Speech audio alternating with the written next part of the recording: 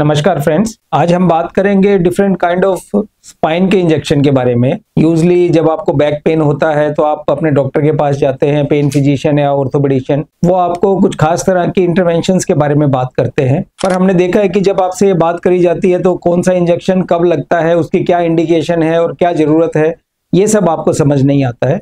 तो आज हम कोशिश करेंगे आपको बड़ी आसान भाषा में समझाने की कि बैक पेन में डिफरेंट काइंड के स्पाइनल इंजेक्शन कौन कौन से होते हैं, उनकी इंडिकेशन क्या है और उनकी इफेक्टिवनेस क्या है। तो पहला बात करते हैं सियाटिका के लिए कौन सा इंजेक्शन लगता है। सियाटिका वो पेन है जो कि स्पाइन से शुरू होके नीचे पैर में जाता है, बैठने पे, चलने पे। इसके बारे में हमारे यूट्यूब चैनल पे एक डिटेल वीडियो है। जस्ट आपको हम बताएंगे कि वो सियाटिका का जो ट्रांसएपिड्यूरल इंजेक्शन लगता है वो कहाँ लगता है। ये हमारी कैनाल है जहां से नर्व निकल के ऐसे आगे की तरफ आती है और ये डिस्क है।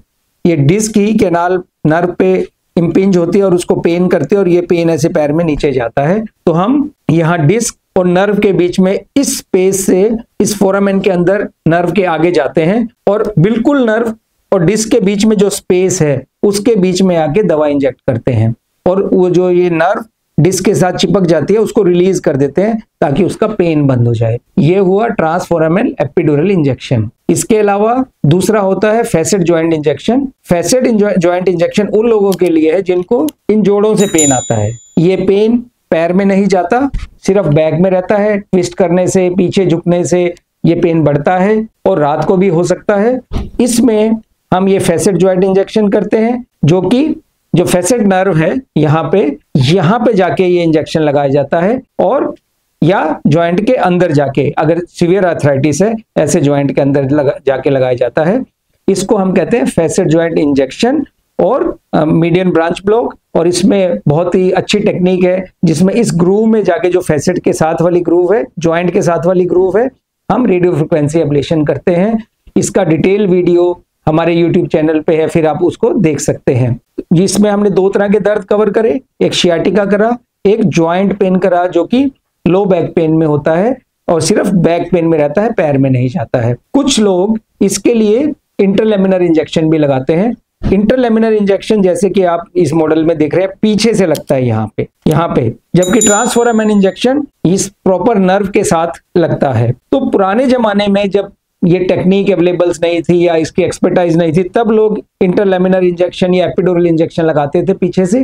पर इसके रिजल्ट इतने अच्छे नहीं हैं क्योंकि आप अप्रिशिएट करेंगे कि नर्व यहाँ से आ रही है, यहाँ से नहीं आ रही। तो यहाँ पे जब दवा डालते हैं तो उसके रिजल्ट अच्छे नहीं होते हैं, दवा भी ज्यादा डालनी पड़ती है। तो एक नॉन स्पेसिफिक टेक्निक है।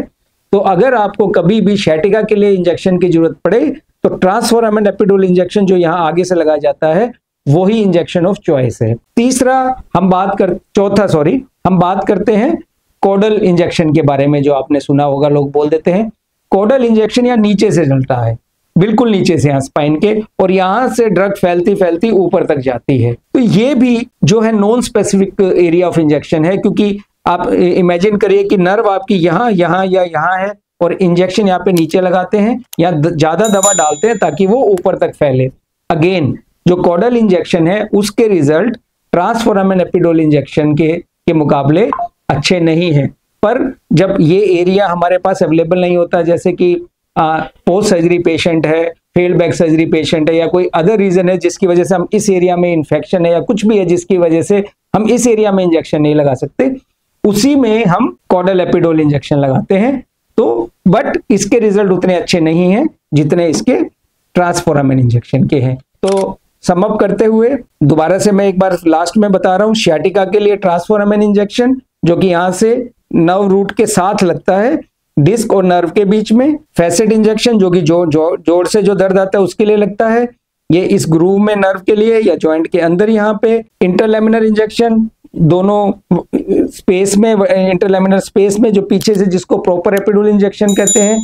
और कोडल इंजेक्शन जो कि नीचे से कोडल रूट से लगता है। बट इंटरलेमिनर और कोडल के रिजल्ट उतने अच्छे नहीं हैं जितने ट्रांसफोरामेन और फैसेट इंजेक्शन के हैं। Thank you.